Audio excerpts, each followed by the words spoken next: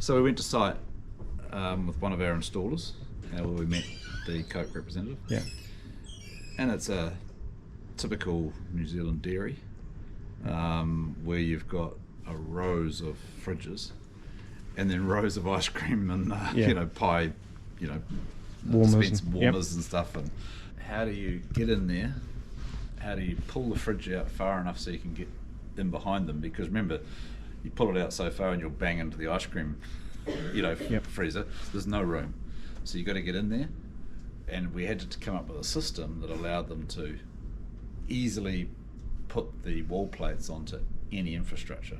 Might be a concrete wall, might be a shitty old bloody jib wall with 600 or 400 studs or anything. We need to be super flexible so that anybody can go in there, tech screw into the wall that's safe, and then easily mount the rails and everything up. And the articulating rails had to be engineered so that they're strong enough to handle it, but really easy for the installer to install. Yeah. The number one thing is making it easy for the installer. And then we mount the brackets to the televisions. We have a clever little bracketing system where we just literally bolt this to the back of the television. Simple bolts. This is a little adjuster mechanism which just retains it onto the rail. So once we've got these in place, television is mounted onto the rail, nice and easy, nice and safe. Slide the screens together, wind this up, clamped, job done. There's a switch behind here, literally, which is joining the data together. Yep. That's it. The rest is done in the cloud. The customer has asked us to do 3 screen arrays, 2 screen arrays, and 50-inch screens as well, the larger screens, which are these ones. Right. All mounted on the same bracket. So the bracket has to be strong enough, flexible enough to handle all of these environments. And this is the first time we know that this has been done, right? Oh, definitely. The customers really struggle with this for many years.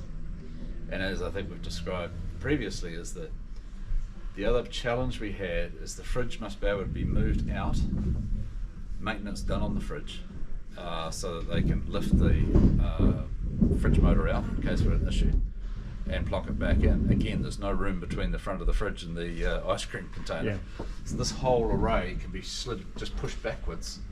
We don't even turn the screen off. Push them all back against the wall, pull the fridge out, pull the motor off it, replace the motor, pull it back out again into position, and without the screens even being turned off. So that the fridge maintenance company don't need to know anything about the screen technology.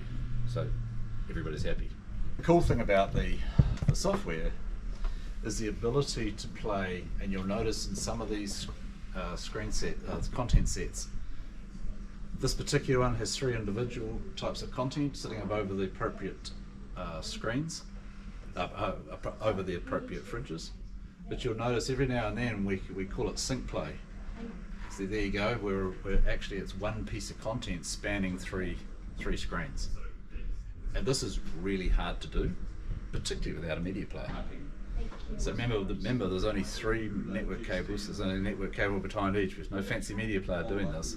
It's the iMagnet software sitting in behind that's driving the ability to do sync play across these 3 individual screens.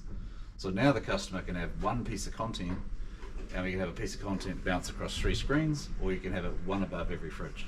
And this has never been done before.